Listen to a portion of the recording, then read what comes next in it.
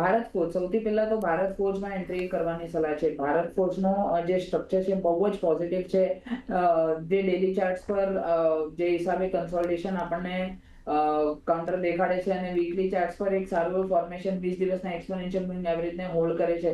મારા હિસાબે ભારત ફોર્જ એક સારી એન્ટ્રી રહેશે. ભારત ફોર્જમાં ઉપરમાં એક 2160 ની ઉપરની ક્લોઝિંગ એકવાર આવે તો એક સ્ટ્રોંગ બ્રેકઆઉટ આ કાઉન્ટરમાં જોવા મળી શકે છે.